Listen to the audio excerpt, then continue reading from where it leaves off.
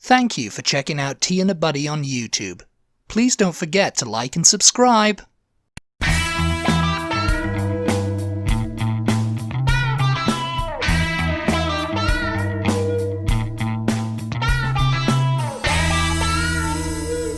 Hello and welcome back to Tea and a Buddy podcast with me, Dominic. And me, Erica. And today we're going to be talking about cars and the differences between American and British cars. Maybe we should do a podcast. What do we do? You call them automobiles over here or cars? Cars. I think Henry Ford is the one who's credited as inventing the car in the early 1900s. America. Yes, I think we can give it to Henry Ford. I mean, there's been some great British cars out there, though. You know, the funny thing is, in America, I think the only let me just name off British cars that I can think of. That you can think of, the famous ones. Yeah. So Jaguar. Would you say Jaguar? Jaguar. That's how it's said. Jaguar. Let's see. Jaguar. Rolls-Royce. Rolls-Royce. Yeah, those are the classic ones. Mini. Yeah. That's one. That's it. That's about it. You can't really. Bentley. Oh, Bentley. Okay. Aston Martin. Oh. How can you forget the Aston Martin? James Bond. And there's Lotus as well. That was a British car. Oh yeah. It's now owned by someone else. The only thing Aston Martin is owned by someone else now too, I think. The only thing I associate Lotus with is Pretty Woman. Lotus is free. Yeah, it's like a line from the movie. Roger Moore's James Bond drove Lotus. Oh really? Yeah. Oh, I didn't know that. I thought they always had Aston Martins. No, Roger Moore never drove an Aston Martin except in Cannonball Run. Really? Yep. Wow, there's a little bit of James Bond trivia. James Bond trivia for you. His car of choice was the Lotus.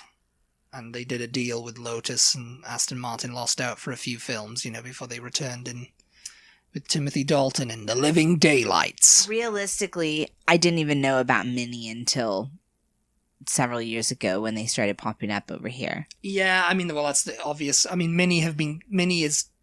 It's a type of car. It's like well, George Harrison had one, didn't he? George Harrison had one, yeah. George Harrison of the Beatles. George Harrison of the Beatles, in case you don't know who that is.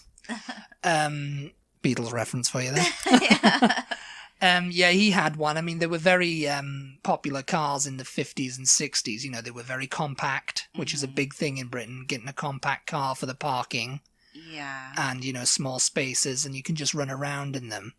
And, there's been classic instances, of them in pop culture, like Mr. Bean owned a Mini, that lime green one with the black door. Oh, yeah. And he had like a padlock on the door. Oh, yeah. I don't know if it's from the actual series. A lot of people over here like Mr. Bean, but they've only seen the animated series, I've found, It's like, yeah. I don't know if he still uses it. Is there not movies? There's the movie. Yeah. From 97, which I don't think he drove the Mini in, but in the series he did. Yeah. And there's that classic scene of him sitting on top of when he bought a chair, and he was trying to figure out how to get it home, so he decided, I'll just sit on top and invent a way to drive it from up here. Like a big armchair. Like a big armchair. Pretty classic. And Minis. I mean, they've obviously been redesigned now, and they look like modern cars, because the old Mini looked like, like a classic one, Yeah. But they've only, I don't know. They're classic running about cars, they're very popular in Britain. I think we were watching something where someone was going down the street, and he had, he says, look down this street, it's all Minis parked here. It's like a mini convention, Yeah.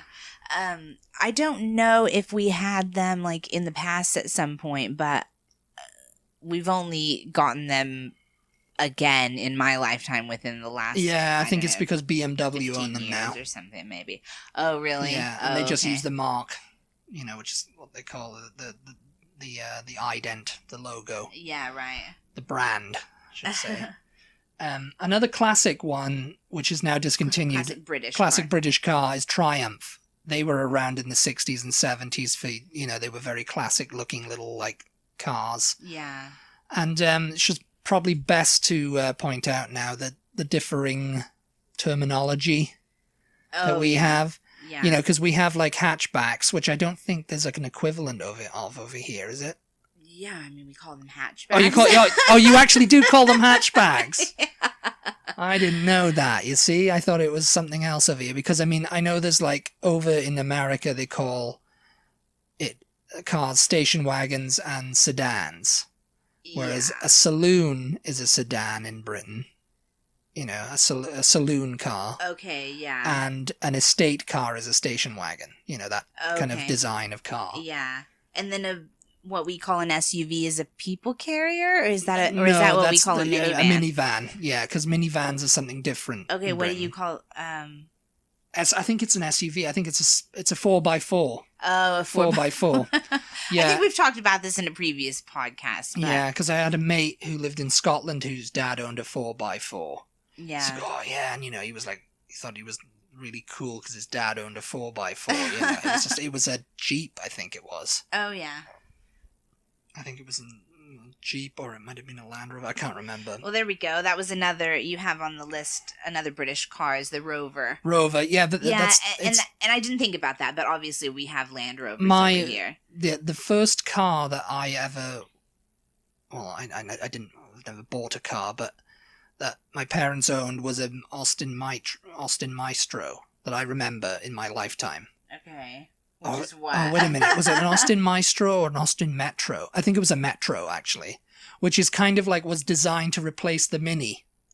Oh, yeah. Because British Leyland were like this huge conglomerate that made British cars. They had Jaguar, they had Vauxhall, they had Rover, and it was just kind of like they just kept pumping them out. And so they created the Metro to replace Mini, and it was a similar design, but it was a little bit boxier. Yeah. I mean, I'm not up on my car terminology. I'm not a petrol head, as they call it. I'm not watching Top Gear all the time. Maybe some of you people like to watch Top Gear, and you know, with the Jeremy Clarkson and all that, you know, who were big fans of that. It's not Jeremy Clarkson. I think Matt LeBlanc is now. Oh, yeah. On Top Gear, or maybe he's left it. I don't know. Someone inform us. Yeah, because I think it's got a following over here. Yeah, I think it comes on BBC America and stuff. Yeah. But it was an Austin, and that was a brand, Austin. It was a British brand? It was a British brand, yeah. So they had the Austin Maestro, which were popular cars during the 80s. They were like small little runabouts. And the Austin Metro. And it was I remember it was a blue Austin Metro. I think that you've seen photos of it anyway, you know. But anyway, in the late 80s, the Austin brand kind of collapsed and went defunct. And then Rover bought them. Oh, okay. And rebadged it and made a mini Metro, or a Rover Metro as they called it. Okay. And they were really popular. And that was a little Rover? It was a little Rover, yeah. And, really? and we traded our Austin Metro in for a new Rover.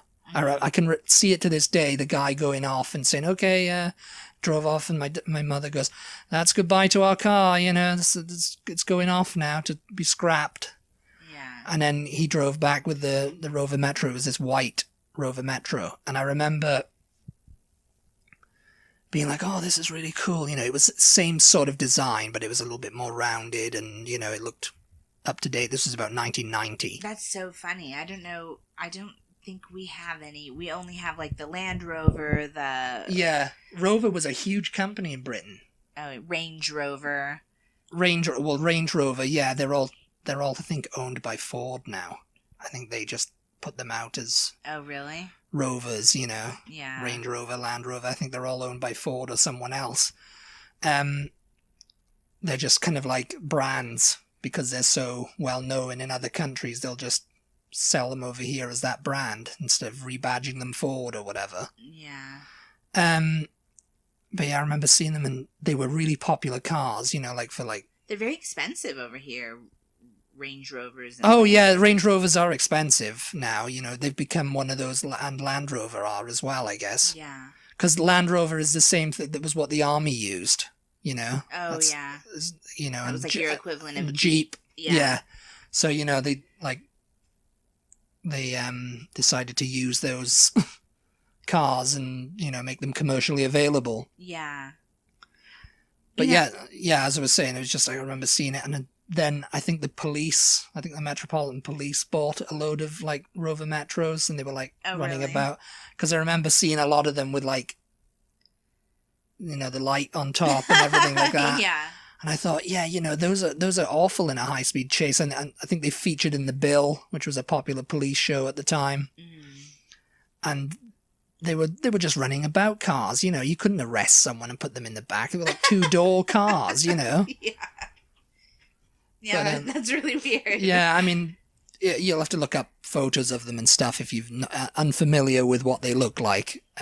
Rover Metros and Austin Metros and Austin Maestros too. They're very, we've been watching a lot of period dramas on BritBox and stuff, and it's like maybe set in the 80s and 70s, and you'll see a lot of these British cars that they found somewhere. Yeah. Because now they all kind of our cars look the same as over here, and vice versa.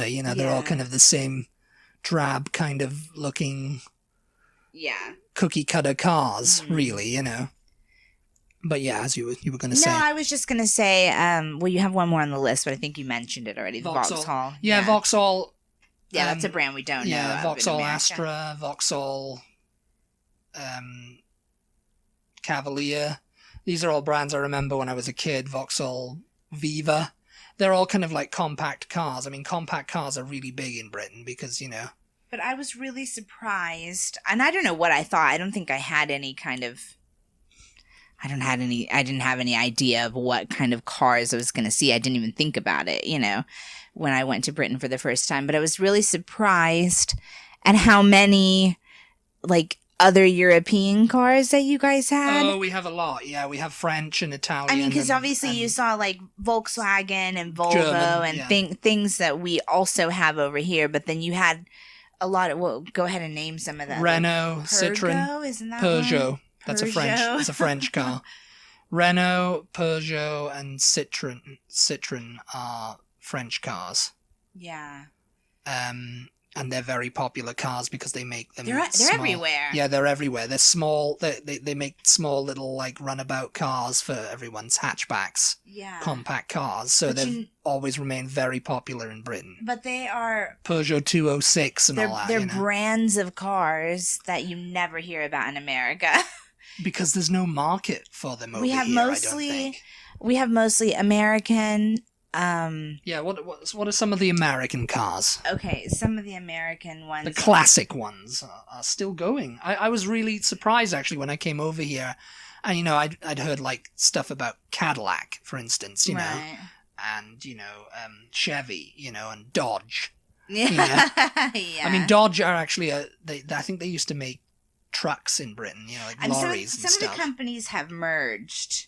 Some that used to be like individuals, now you merged, have like Chrysler and Dodge. I think they're kind of like they're in the same house. Yeah. You know what I mean? Yeah, like, they've merged as the same company now, yeah. Yeah, so we have Ford, Chevy, Cadillac, Dodge, Chrysler, Jeep, which we mentioned before, and then you have like the higher end American cars like the Lincoln. Well, when I was younger, like a Lincoln Town Car used to be like, ooh, the Lincoln Town Car. That was like what everybody used as a limousine. Well, yeah, Lincoln Continental was. Continental, was that it? Well, that's a limousine. Okay, I thought it was the town car. The town car is like what they see in Manhattan all the time. It's like what people drive in. I think it's what the classic police car is like. Yeah, well, they were, yeah. You see a lot of police cars now are like Mustangs and stuff like yeah, but if you see like I see a lot of them on the road here, like old Lincoln police cars, Lincoln Town cars, and taxis as well. Taxis in New York City, Manhattan, and you see the black Lincoln Town car. It's like that's the only car that drives in New York. You know. Well, then you have the Lincoln Navigators. Those are really popular, big SUVs. Yeah, SUVs and trucks. I mean, they're the more popular type of car over here in Texas. I was going to say that because I just remember the first time you came over here, you were so shocked at the number of huge like trucks and SUVs on the roads. And SUVs.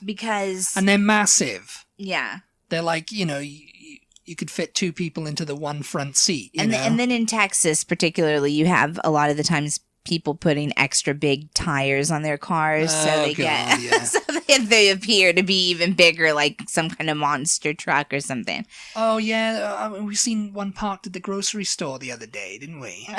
It was like a monster truck wheels, and it was like and it was like somebody was like. That was their car. It wasn't like, it's being driven to like a monster truck rally or anything. A little personal information for you there. I was taken to prom in one of these like huge things with huge wheels on it, and the guy that took me had to put a little step ladder for me to climb up to get, because I couldn't climb up into the freaking thing. Yeah, it was ridiculous. Yes. A little step ladder. That was a little story time for you there. Should have climbed a step ladder, everyone. Yes. But yeah, you were shocked about that. And I was just thinking, what is the reason really that in America our cars are so much bigger than cars in Britain? Because I remember seeing once in the town you lived in Wales, one time there was like a Hummer in the parking lot at the grocery store. Yeah. And I was like, whoa, it was just like so out of place compared to all these other little tiny little cars. All the everywhere. Peugeots and all the Renaults. Yeah, it was just like, how do they even get around in some of these like really small little narrow streets that go through some of these towns, That's one of the things. It's just like a big stereotype about Britain. It's like, your cars are really little. Yeah. Your cars are so small. It makes sense, though. That's what I was going to say. But it makes sense, yeah. It makes sense that they're smaller over there. I mean, think about the size of the country, first of all. It's just like...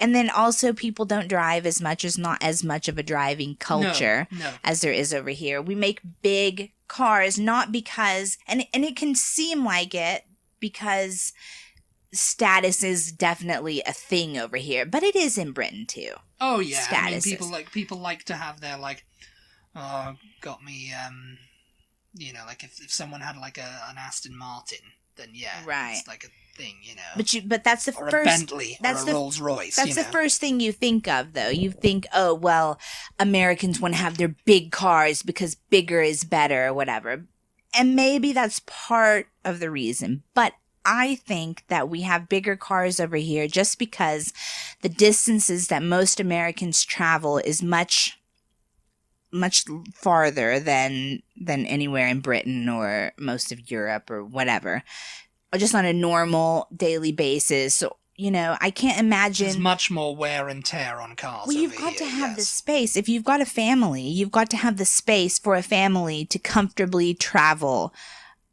to grandma's house 2 states over. You know what I mean? Like you're not going to cram your whole family. I mean, I guess you do in Britain, but the distance that you're driving is not as long as it might be over here.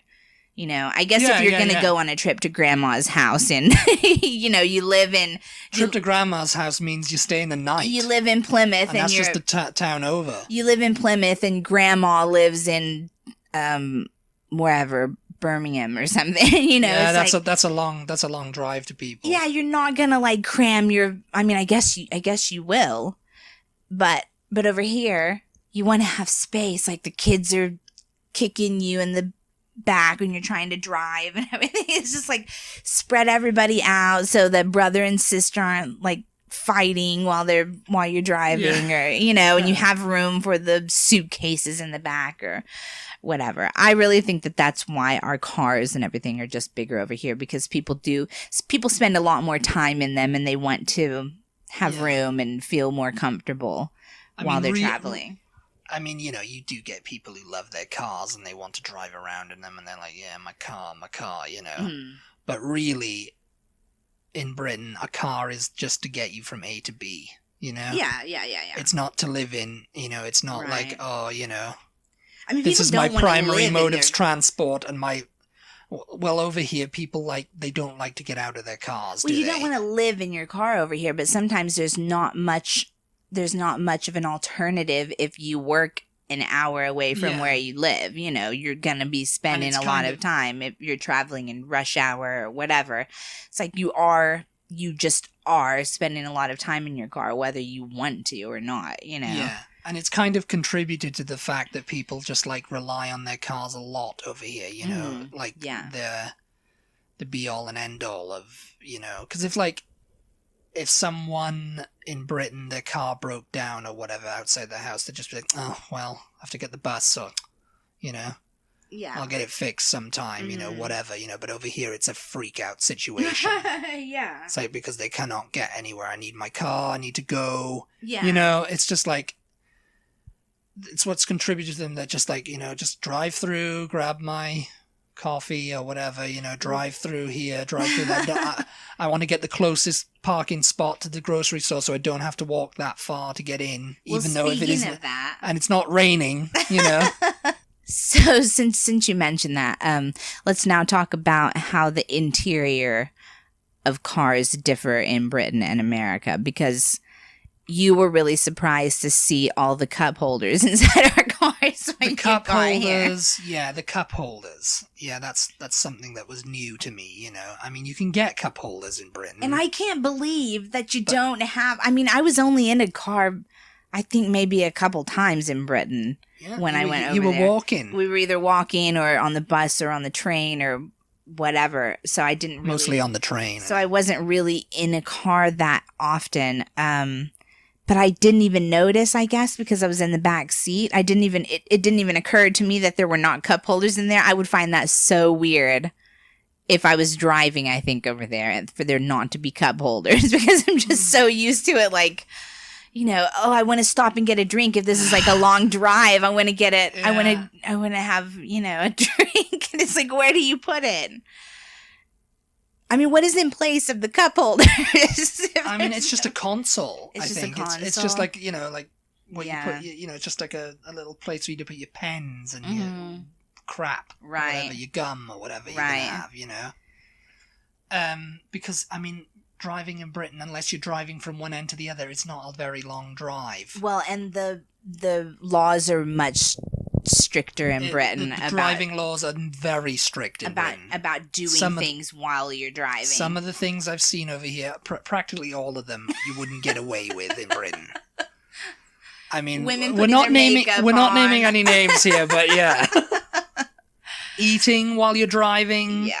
Drink. Well, I mean, you know, like passengers can do it, fine, you know. But if you're the one driving and you've got a big thing of KFC sitting on the steering wheel and you're trying to eat it as you drive down, you know, and you're putting on your makeup, you put in the visor down and doing that, and it's just like, I can't remember. The cops would have you. I can't remember where it was, but somebody was having the same discussion. Oh, I can't remember where. I want to say it was on the radio, actually. They were talking about the crazy things that people do while they're driving, and somebody said they prefaced it by saying they were in rush hour traffic, and so it was like it was not really moving, but they were clipping their toenails while they were driving. I don't even know how that's possible. How can you get your foot up? I guess you've got your foot on the brake, and then you've got your other foot up in the seat, and you're just like clipping them, or she could see into the other car or whatever. I don't know. Yeah, I can't remember the specifics of it. I definitely have seen, and again, we won't name names. It was not me. People painting their nails while they're driving, or Yes, I mean, not naming names, but if they were driving in Britain, they wouldn't fly, and also they'd probably be freaking out because they're driving in a different country and everything's so turny. I mean, you've said, I wouldn't like to drive over there because, you know, not just because it's on the other side of the road and everything, but because there's tiny little lanes and there's only one lane. I'm driving down here and no one can pass me. What am I supposed to do? It's like you just pull over into the nearest siding if you see someone coming over, you know. Nearest, but so what are some whatever other... it is, if you can find it. Or you just reverse back. What about other differences now? Getting back on topic here. Obviously, the steering wheel is on the opposite side. Steering wheel's on the opposite side, yes. There was something else you and I were talking about, I think maybe with my mom, about how because the steering wheel's on the other side... Everything's kind of flipped over. Everything is flipped over. So, whereas... The windshield wipers, I think, are usually on the right-hand side. The right-hand side, yeah. In America. That's, I think, yeah.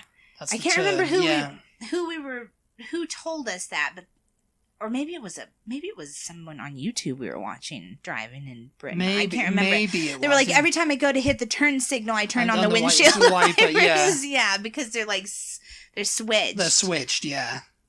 What about? Well, this is a difference too. I was gonna say, what about the gas and the brake pedal? Are they also switched then? I think so. Yeah, I think they are. But then again, But that's also, not really a question because most cars in Britain are standard. Standard. Yeah. There's no automatic. Manual. Lazy automatics. Manual transmission. Lazy automatics. How dare you? You did say they're becoming more popular. They are. I think they're a little bit more expensive to buy. Yeah. But yeah, you have a clutch. Yeah. And that's one of the things we were talking about, in your mother's new car is it's got an option to do standard, hasn't it? Mm-hmm. And then she was like, well, wait a minute, where's the clutch? How are you going to do that? Yeah. I was like, is there no clutch now? I don't know. Yeah. Yeah, but yeah, that's something to keep in mind if you are moving from the States to Britain and you don't know how to drive a manual transmission. Yeah, you're going to have to really learn you can buy an automatic. It's not, it's not like a big deal or anything, but you won't, it's the first kind of the more popular thing is the standard transmission. Yeah. Standard gear. Yeah, so if you're moving over there, if you're gonna rent a car or something like that, I mean, you can look for an automatic, but most people do drive manuals. Yeah. Yeah. What about? Didn't I ask you once whether because we used to have cigarette lighters in cars, but we don't have them we had anymore. Ashtrays now. I mean, Britain's we used to have ashtrays. A smoking country. Yeah, I mean, back in the day, they haven't put ashtrays in a car in a while. I think that's what was in where the cup holders was. It was an ashtray there. I think. Oh yeah. Or maybe not actually. I think the ashtray was you pulled it out of the front console. But that's much more dangerous than and it was before eating a hamburger while you're driving, isn't it? Oh, you drop your cigarette and burn yourself. You're going, oh God, In those, if you drop a hamburger, you're not freaking out as much. In the 80s and 90s, car manufacturing was dangerous. There was a lot of flammable material in car, and it was basically like a fiberglass or aluminium, aluminum, as they say, like paneling. Yeah. So if you got in a crash, you were dead, even if you had a seatbelt on. Yeah. They weren't holding up to things, and cars caught fire easily. I mean, it's all changed now. Obviously, it's not. Cars like in Britain are death traps. People. They were death traps, and I think it was a show called London's Burning that really brought attention to that. Yeah. Because they did a few storylines where they were just like, cars need to be better built. Right. Yeah. It's like, it's not. It's as the speeds increase and more drivers. I mean, back in the day, it wasn't that big of a deal. Like in the 50s and 60s that you're driving because nobody was driving on the roads, and it was kind of a novelty to see. So do they have then? Or maybe you don't know because you've been here a while, and I think they've only been doing it the last 10 years or so. But so maybe this might be a question for our listeners. Actually, question for our British listeners: Are you paying attention? As to whether there are USB ports in British cars or not. Any USB ports? Can you charge your phone in there now? Right? Can you charge your phone? Because we haven't been in a British car for about 10 years now. Well. Yeah, I don't think it's been quite that long. But... quite that long, but yeah, I mean, I wasn't looking for USB ports. I wasn't checking it out. So tell us if there's USB ports now. And the last thing, fully automated, unless you have anything else to add to this. I have nothing else to add to this compendium. So the last thing I think we need to address in this podcast are the differences in terminology for cars. So starting from the front of the car in America, we call the front portion that you open where your engine is underneath, we call that the hood of the car. Hood. Yeah. Whereas in Britain, it's the bonnet. The bonnet. Now, isn't that cute? Oh, cute. Anything else in the front that you down headlights? You still call them headlights? Yeah. There's windscreen. The windscreen is what we call the windshield. Yeah. Windscreen wipers, windshield wipers, Yeah. windscreen, windshield. I think that's about it. I mean, petrol, gas, Yeah. And then in the back of the car, we call it the trunk. The trunk, where it's the boot to us. The boot. And You got the I still bonnet and do you got call the it boot. that. I still do call it that, even after 10 years here. It's Yeah. just... Well, we kind of know what you're talking about at this point, don't we? Yeah, so we've got the bonnet, we've got the boot, which is the hood and the trunk, respectively. The windscreen. The windshield. Indicators. When you're going yeah. inside, indicators mean... That makes sense. That's turn signals. Turn signal, yeah. I mean, you're going to indicate which way you're turning. So that makes sense. This says the gearbox. I don't know if I've ever heard you call it the gearbox. Gearbox, yeah. I mean, gearbox transmission is what, manual gearbox. This is changing subjects again. Another question you had about, we've kind of answered the question as to why cars are bigger in America and why there's more SUVs and stuff. But another question you had about America is, why are there so many pickup trucks? Because you guys don't really have those that much in Britain. I mean, no, we don't. I mean, there are some, obviously, but it's more like white vans. Only people who are like painters or carry a ladder. Yeah, or something. Carry a ladder, but then again, it's like vans. Like what you call a minivan over here. And guys, the funniest thing that Dominic said was, "Oh, I guess in Texas, whereas cowboys used to ride horses, I guess they replaced horses with pickup trucks now." It's like, oh yeah, I guess they kind of have. Like, that's sort of the mark of a cowboy if you drive a pickup truck, I guess. Yeah. I mean, Yeah, because it is, it's kind of like that's what that's stereotyping, obviously, but... Stereotyping of the highest order there. But yeah, I mean, you do see people with no real need for a pickup truck. Like, they're not carrying things.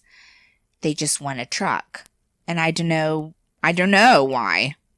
I don't have anything against pickup trucks, but I really don't have an explanation as to that. They just like the style. They just like the look of it, I guess.